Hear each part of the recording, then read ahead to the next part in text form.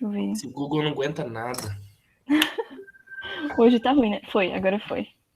Bom dia a todos e todas. É uma aula de literatura. Acabei de ler Thales Tuber, o que me enche de cólera, de raiva, de paixão. E é esse o tema da aula de hoje. Objetivamente, posso afirmar para vocês que a aula de hoje vai ser a mais importante do curso todo de literatura. Pelo simples fato de estamos lidando com a maior escola literária e que não dá nem para chamar propriamente de uma escola literária. É uma quimera, é uma hidra, é uma coisa gigantesca que reverbera até hoje. O Victor já matou, é o romantismo. Eu preciso que vocês compreendam por que tamanho proporção tomou esse movimento. Por que ele é tão gigantesco? Por que ele é tão popular? Por que ele é tão problemático? Mas antes disso, quero fazer o tradicional pêndulo que vai perpassar a aula anterior e essa. Não propriamente a aula anterior, porque a aula anterior foi uma aula de revisão. Não sei quais de vocês estavam, a gente tratou de algumas escolas literárias, a gente tentou vê-las de uma maneira bem diferente, a gente pegou algumas canções do Belchior. Mas a aula anterior de literatura, propriamente para a gente tratar de uma matéria nova assimilada por vocês, foi de arcadismo. E já vou começar questionando quais as características principais do arcadismo e, principalmente, pessoal, quero que vocês me digam o contexto histórico do arcadismo. Porque é a partir do contexto histórico do arcadismo que nós vamos compreender a formação do movimento romântico. Relembrando que, se vocês ligarem o microfone, fica muito mais fácil, vocês abrem, falam, digam o que pensam. Não tem que ter medo de errar, isso aí pura besteira. Mas podem também responder no chat. Então eu quero características do arcadismo e quero o principal contexto histórico. Na verdade, o contexto histórico não dá para ser principal, mas o principal evento histórico que o cerca.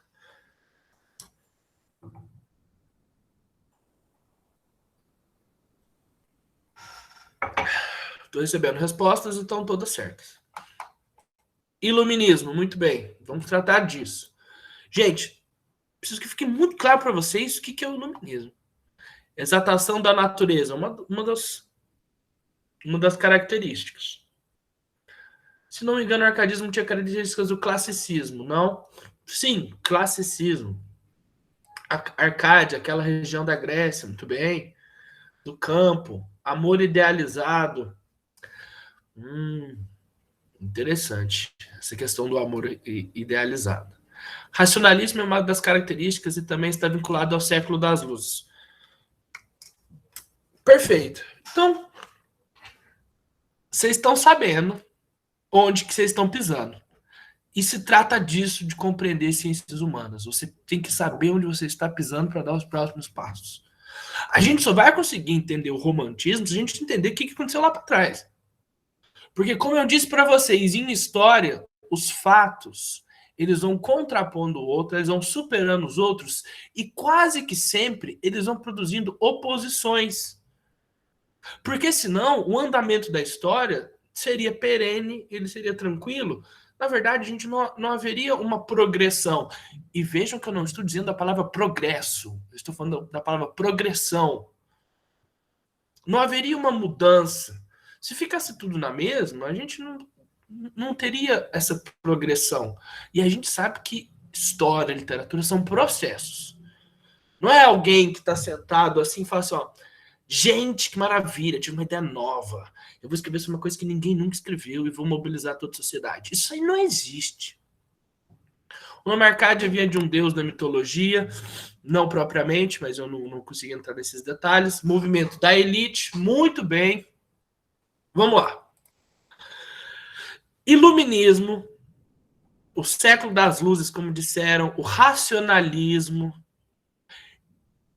na viradinha do século XVIII pro XIX, teve um evento que eu disse para vocês que seria o maior evento estudado em história, porque ele definiu os parâmetros do que a gente disse que é a sociedade ocidental. Que evento foi esse? E eu peço a vocês, todas as vezes que relembrarem ou pensarem em arcadismo, tenham como associação direta esse evento. Vai facilitar demais. Revolução Francesa, muito bem. A Revolução Francesa, tá bom? A industrial a gente vai ver que vai se relacionar com a última fase do modernismo e com a fase do naturalismo e realismo, que são outras escolas literárias. Por sinal, são das que eu mais gosto de ler. Revolução Francesa. Gente, se eu começar a perguntar características da Revolução Francesa, ficaremos até amanhã. Porque, como eu disse, é um evento gigantesco. Tentarei fazer um funil para a gente tirar o que a gente mais quer. Após a Revolução Francesa, como ficou o poder da igreja? Qual foi a mudança que a Revolução Francesa trouxe em relação à igreja, principalmente à igreja católica? Quem se recorda?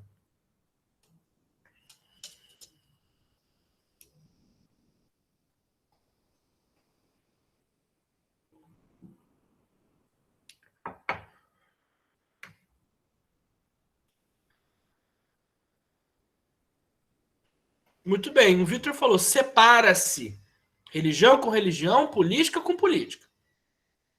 Antes a religião estava dentro do Estado. E aí houve o que a gente diz que é Estado laico, a estruturação de um Estado em que a religião não mandava na política. Seria triste, é triste, assim, se não trágico, eu dizer que assim, eu anseio por um Estado laico hoje.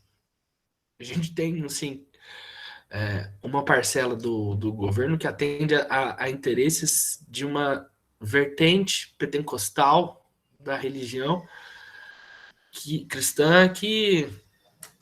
Bem, não vamos entrar nisso, tem que falar de muita coisa. O Estado laico, isso vai reverberar na arte. Como não? Vocês lembram que a arte do arcadismo, a arte da Arcade, eles eram pouco sacralizados? Eles respeitavam demais a razão para ficar mexendo com religião? Completamente diferente do barroco. Relembrem, o barroco era extremamente católico. Passa para o arcadismo, que faz parte de um movimento que surge no contexto de razão, separação com a política, da religião com a política. Então a gente vai ter que destacar o plano da religião. Povo dominante. Qual parcela era dominante? Qual que era o estamento dominante após a Revolução Francesa?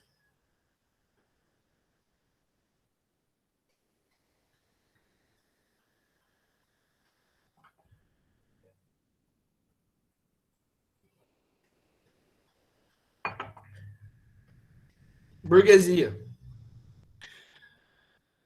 Savon, eu disse após. Talvez você tenha compreendido antes. Antes era nobreza. Nobreza composta por clero e os nobres.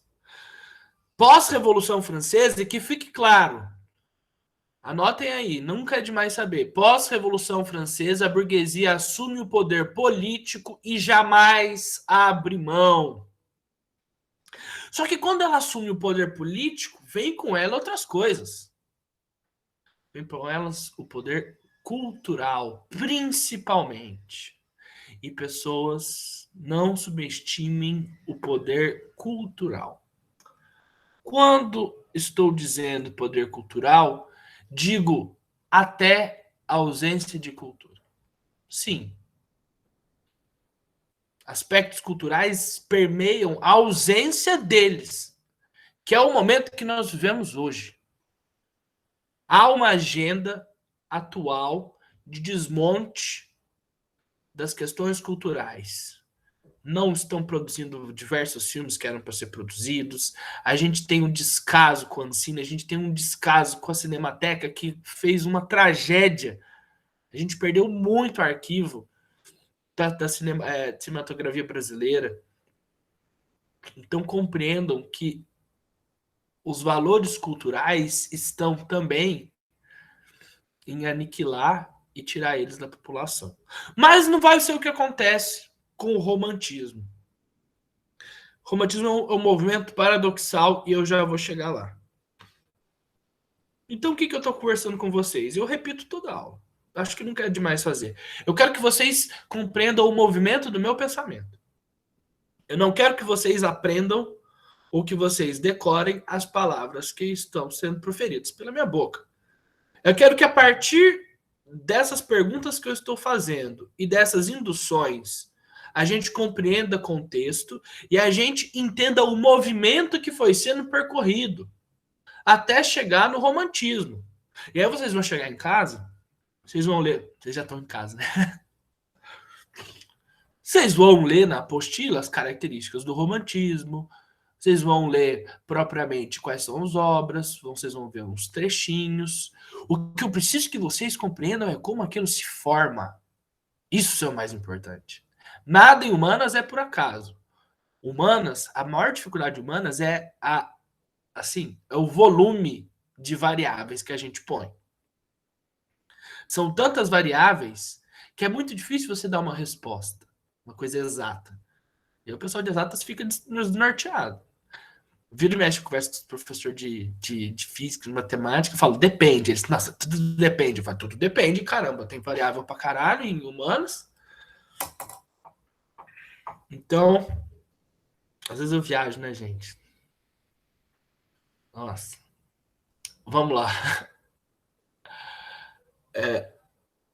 Vamos entendendo o contexto. O que mais que tem na Revolução? Ó, a gente... Burguesia. A gente tem relação com... gente, olha como que a professora aqui que está gravando é sem vergonha. Ela usa a conta do professor de matemática para dizer que humanas é maior. Charlatã essa aí, a Giovana.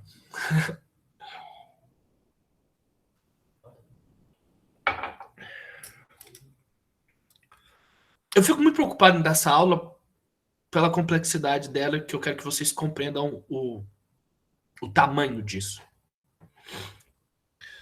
Quando eu falei para vocês da Revolução Francesa, eu falei que aquilo ia estruturar a sociedade de uma forma que jamais teria sido vista e que daria um poder a uma classe, são os burgueses, jamais antes visto.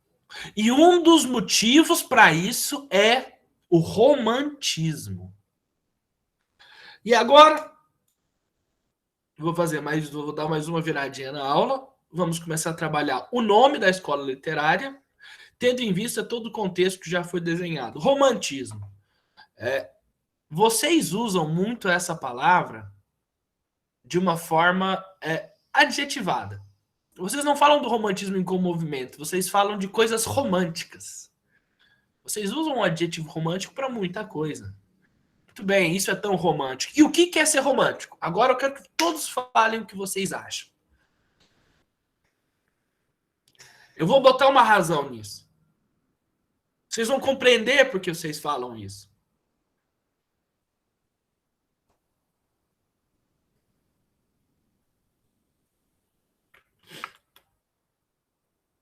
O que é romântico? O que é ser romântico?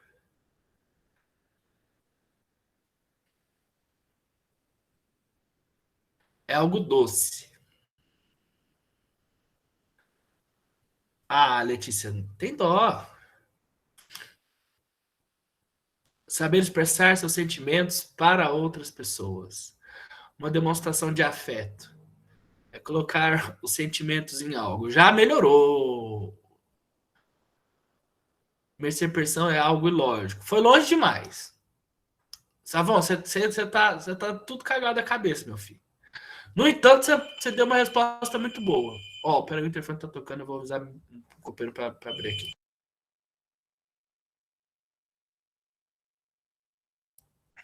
Acho que chegou o meu disco do Tom Zé que eu comprei essa semana. Pessoal, demonstração de amor. Ó, vamos pegar essas duas aqui que são próximas. É colocar os sentimentos em algo é algo ilógico. Lógico não seria a palavra mais correta, mas se você falasse que é algo que tende a um irracionalismo, faz muito sentido, não faz? Se a gente tem uma escola literária que sobrepõe outra e uma pregava a razão, a outra vai ter que ter uma ausência de razão. E, gente, o que é ausência de razão? É emoção, demonstração de sentimentos. Só que sabe o que vocês fizeram ao dizer que o romântico é algo, quer ver? Doce, afeto. Vocês romantizaram o termo romantismo. Ixi, aí fudeu. Aí fudeu mesmo, cara. Vocês romantizaram o romântico. Por quê? Porque o romântico, ele tende a trazer num plano ideal o amor com uma coisa tão bela, tão magnífica, que seja quase que inatingível, que seja quase que intocável, que seja quase que demais para os pecadores humanos beber do poder do amor. Só que assim, vamos pegar algumas obras românticas, Letícia, para você ver se é doce. Noite na Taverna, do Álvaro de Azevedo, tem uma cena que a gente chama de necrofilia, que é um homem transando com uma mulher defunta. Você acha isso doce?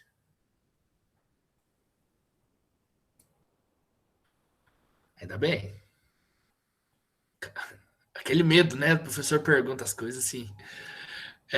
Nos Miseráveis, tem uma cena da Fantine que ela tem que vender os cabelos, ela tem que vender os dentes e se prostituir para poder sustentar ou mandar dinheiro para a filha que estava numa espécie de internato. Vocês acham isso doce? Vocês acham doce que também na noite na taverna um rapaz, um dos personagens, mate a mulher amada porque estava preso num barco com ela e coma o corpo dela, literalmente um canibalismo? É doce?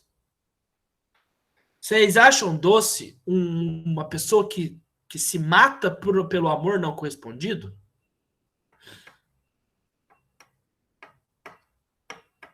É doce, não.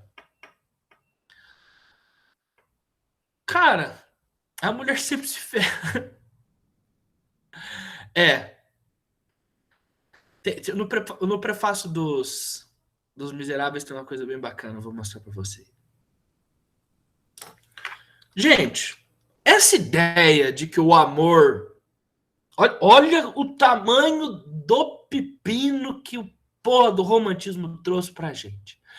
Quando a gente fala que algo é romântico, dá-se a impressão que aquilo é bom. Mesmo os exemplos sendo os mais horríveis.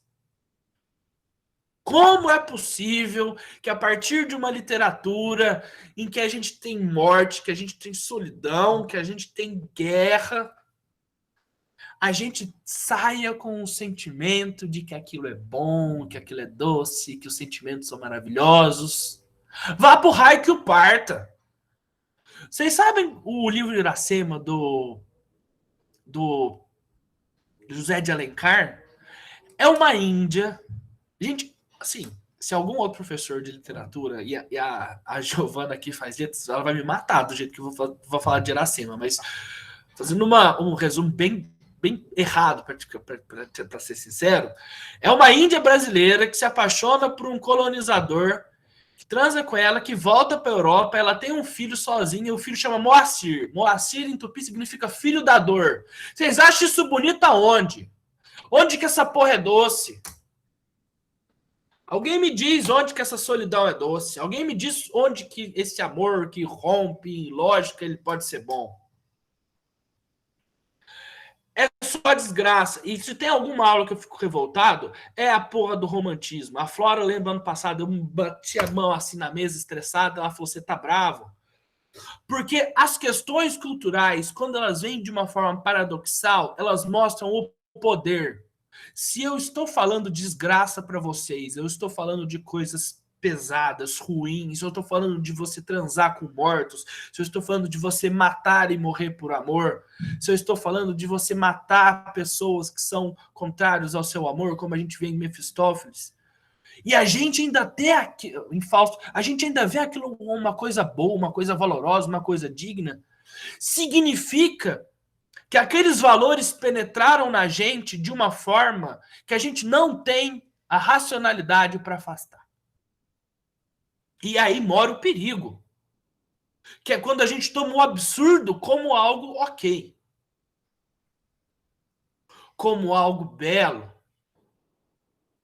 Porque a escrita do romantismo faz com que a gente acredite que aquilo seja sublime e seja superior. Quando as pessoas hoje em dia dizem você está romantizando isso, é como se você pegasse uma coisa ruim e tentasse florear. E tentasse dar ares como se aquilo fosse uma literatura. O romantismo, pessoal, ele não é somente uma literatura, e anotem isso, ele é um modo de propaganda da vida burguesa. Mas não propriamente da vida burguesa, mas dos valores burgueses. E esses valores são fortíssimos. Nós veremos uma arte sacralizada, uma volta à religião. Nós veremos, em vez de... A gente não vai ter uma racionalidade. Nós vamos ter emoções, as emoções que controlam tudo. Nós veremos heróis super fortes, que chega a ser até ridículo. Gente, no livro Guarani, do Zé de Alencar, ele faz uma canoa em 30 segundos, arrancando a porra de uma árvore do chão. O cara arranca uma palmeira, faz assim, ó, pá, com uma mão, com a outra ele puxa aqui e ele entra nela. Tem uma cena dos Miseráveis que o Jean Valjean, do nada, ele escala em 30 segundos, de 30 segundos é muito rápido, a porra do mastro do navio, que ele consegue erguer uma carroça só com a cacunda. Nós vamos ter uma volta ao passado. Mas, e aqui é um ponto fulcral, que não vai ser só para aula de história ou para de literatura, a gente vai ver início em sociologia e filosofia, em tudo que existe na vida. Vocês vão compreender o movimento político hoje a partir do romantismo. Volta ao passado. E por que se volta ao passado? É porque o passado mais recente não conseguiu atingir os objetivos, não conseguiu clarear. E toda vez que o movimento falha em dar felicidade, em esclarecer a sociedade, não é a partir da correção daquilo que não estava funcionando, não é a partir de um aprimoramento. O arcadismo não seria melhorado, ele seria negado. E se a gente dava racionalidade para tentar corrigir, mas não utilizávamos da forma correta, não é melhorando ou deixando o racional de uma outra forma que a história costuma dizer que acontece. Geralmente, é através da negação da racionalidade. Eu vou pegar um trecho de uma música dos Miseráveis, do filme. Vocês já viram?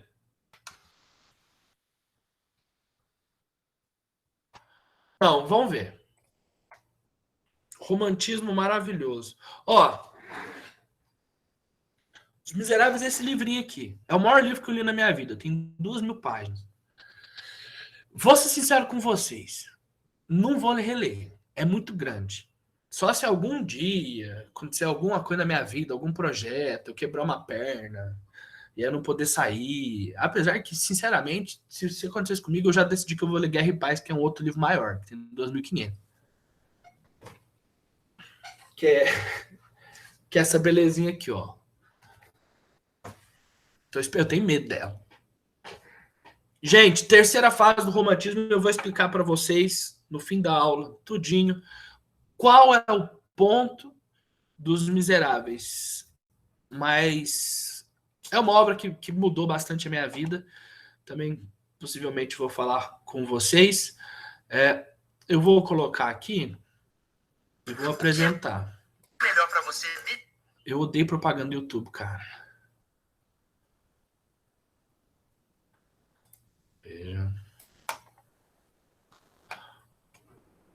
Eu gosto de pôr música, viu? Porque, assim, música é uma puta de uma arte.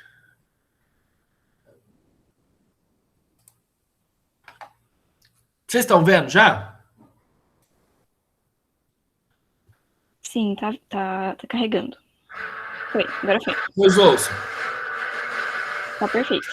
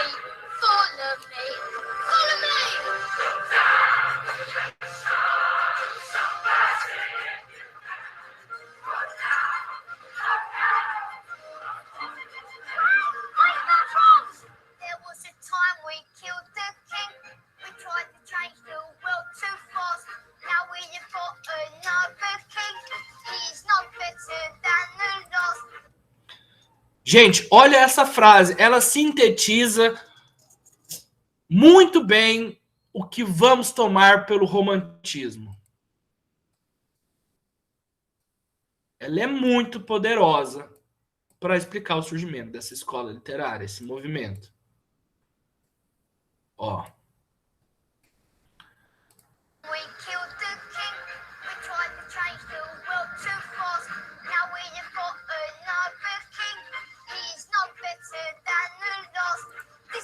Para mim é o suficiente. Teve um tempo. Teve um tempo em que tentamos matar um rei, que matamos um rei. Nós tentamos mudar o mundo rápido demais. É que eu esqueci o que é. Agora nós temos um outro rei. Ele não é melhor do que o anterior. Gente, é isso. É isso. Ou como os jovens dizem, é sobre isso. É uma cena do filme, depois eu vou mostrar para vocês. Ele tá falando da Revolução Francesa, sim. Pessoal, contra a exploração da nobreza, contra toda a miséria, o povo foi e lutou, derrubou a Bastilha, derrubou a monarquia, matou o rei na Praça da Revolução. E pouco tempo depois, olha aqui o ano, é 1822 aqui, que está se passando o livro. Tinha um outro rei que não era melhor ou pior do que o anterior. Ou seja, a monarquia voltou. Vocês viram a pobreza? Essa é a questão do romantismo. Houve um movimento que pregava luzes, houve um movimento que pregava racionalidade. Vamos separar a religião da política. Vamos acabar com essa exploração dos pobres que tanto sofrem, que passam fome. Nós vamos trazer razão, vamos trazer luzes. E após esse movimento de Revolução Francesa, que conseguiu desestruturar o antigo regime, criar uma nova ordem, nós tínhamos pobreza, nós tínhamos exploração do proletariado, nós tínhamos um rei, assim como antes. É como se todo o trabalho que fosse feito não tivesse servido para nada. E qual que é? Ah, gente, essa é a pegada que torna o romantismo tão complexo, tão paradoxal e tão gigantesco. Se o que a gente fez não mudou, vamos reafirmar os valores anteriores. E é aí que a burguesia entra e arrebenta com tudo. Porque ela põe os valores dela. Se o barroco era religioso, eles põem a religião de uma perspectiva burguesa. Se o barroco, que eu estou pegando a última escola literária, que a gente diz dionisíaca, que trata de razões, de emoções, quer dizer, ele tem confusões, ele tem nuances que são existenciais. O romantismo leva aquilo para questões amorosas. O romantismo, vejam bem, ele vende o ideal burguês como ninguém. Ele preza o individualismo. Ele preza uma série de valores que vão dar a impressão de que aquela vida era a vida superior. E veja só o poder de uma obra que, mostrando pobres, mostrando exploração, mesmo assim vende um ideal. Como se combate um movimento estético, literário e social como o romantismo, que falando de morte, de pobreza, faz com que as pessoas pensem em coisas doces, maravilhosas, estilos de vida que não são deles. O romantismo vem como resposta à Revolução Francesa e aos pensamentos franceses. Ele tem como primeiro expoente Goethe, que escreve Os Sofrimentos do Jovem Werther. E, gente, quando ele escreve esse livro, há uma epidemia de suicídios na Alemanha. Porque o jovem Werther, distante do amor da amada, distante de poder contar com a amada, ele se mata. E as pessoas liam aquilo e se matavam. Nós temos na Inglaterra Lord Byron, que gera o que se chama de ultrarromantismo, ou mal do século. Para vocês terem uma noção, é chamado de spleen. Esse movimento é o spleen, que significa baço. Spleen. Ops. Aproveitem aí que eu tô falando inglês, hein, gente? Ou mal do século, porque o spleen é o baço, e eles acreditavam na Grécia Antiga que tinham dois líquidos percorrendo o corpo do ser humano. Um bom e um ruim. E o ruim vinha daí. Então é como se o sangue ruim tomasse conta de todo o corpo. Os maiores expoentes são... e isso é muito curioso, que os maiores expoentes, eles são Alemanha e Inglaterra, que eram quem queria ir contra os valores da Revolução Francesa. E, no fim das contas, os maiores românticos foram os franceses. Sua terceira geração. Terceira geração que traz Victor Hugo, que escreveu Corcunda de Notre Dame. Vocês já devem ter visto o filme da Disney, que fez Os Miseráveis. Gente, olha o prefácio desse livro. Aconselho depois que leiam em casa. Prefácio dos Miseráveis. Enquanto, por efeito de leis e costumes, houver proscrição social, forçando a existência em plena civilização de verdadeiros infernos e desvirtuando por humana fatalidade o destino por natureza divino. Veja, enquanto houver pobreza, infernos humanos errados, ele põe como errado porque aqui tinha um destino de natureza ser divino. Veja a religiosidade. É como se aqui tivesse que ser algo maravilhoso, mas não é. Presta atenção.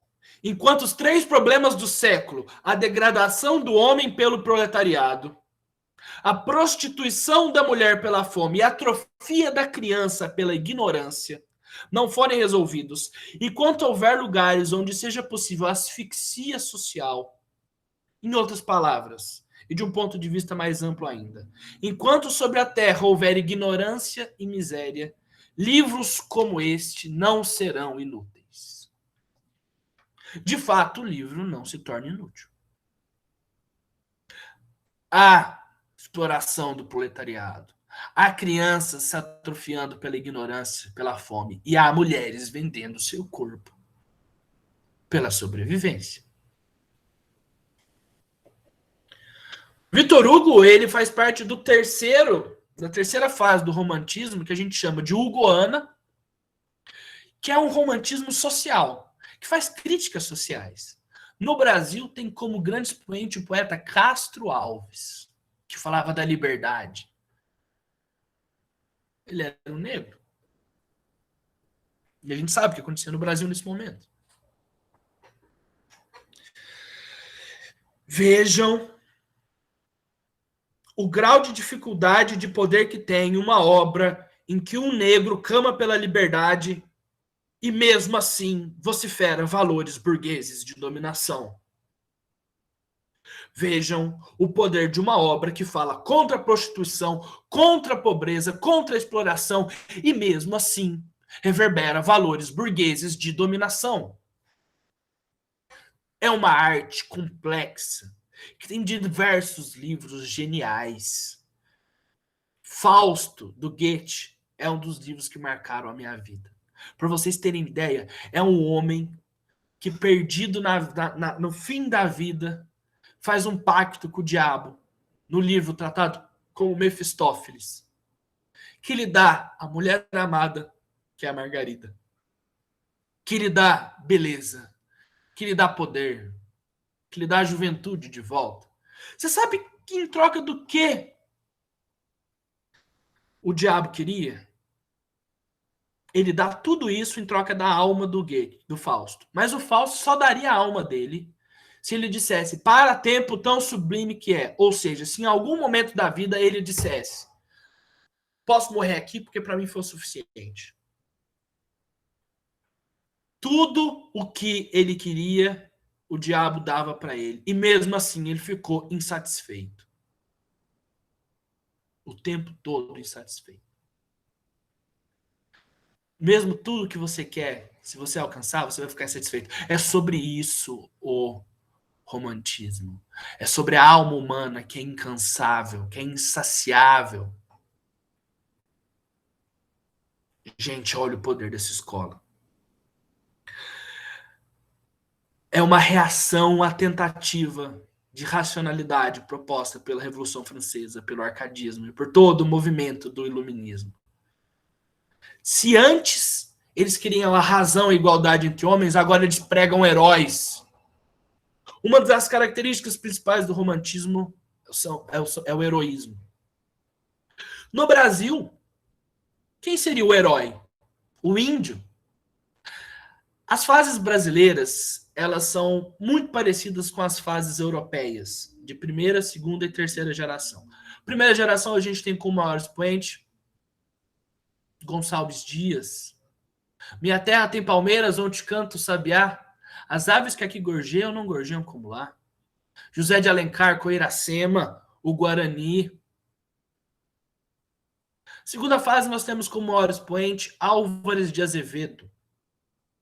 Ultra romântico, influenciado por Lord Byron, que falava que o amor ele era tamanho que não importa se você mata, se você come um defunto, literalmente e figurativamente.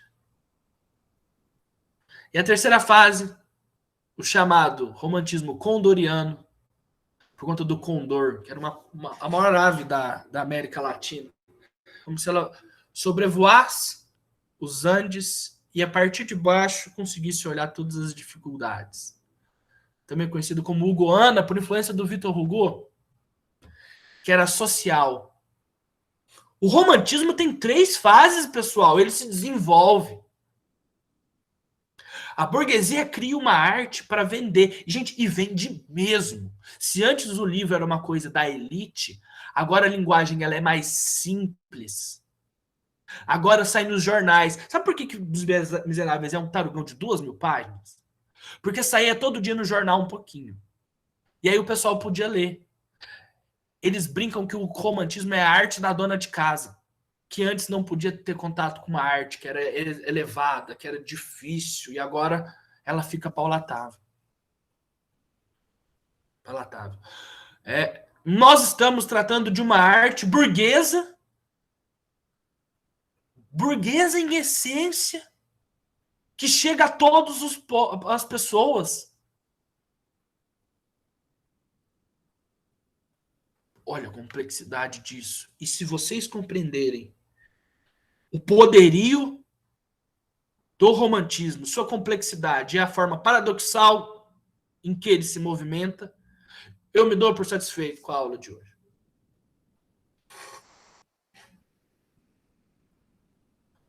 O romantismo criou o ideal do amor perfeito, criou o ideal da mulher perfeita. O romantismo é muito violento com as mulheres, pessoal. Ele é muito violento e ele dá uma carga às mulheres que poucas vezes na história foram dadas. De como ela deve se comportar. O belo e recatado e do lar vem tudo de lá. A mulher como uma princesa, o homem como um príncipe galante. A gente fica esperando o par perfeito. O romantismo nos afasta do ser humano enquanto ser. A gente lida com idealizações, projeções e valores que não são os nossos. Olha o que a Maria Clara disse. Mas eles dão acesso à arte para alienar as pessoas exatamente. Alienar vem do latim alieno, significa pertencente a outrem, que pertence a outra coisa. O alienado, ele não pertence a si mesmo, ele pertence ao tipo de coisa que o comanda. A arte burguesa. O modo de vida burguês, os valores. Isso é muito importante, pessoal. Alguma dúvida? Minha aula está acabando.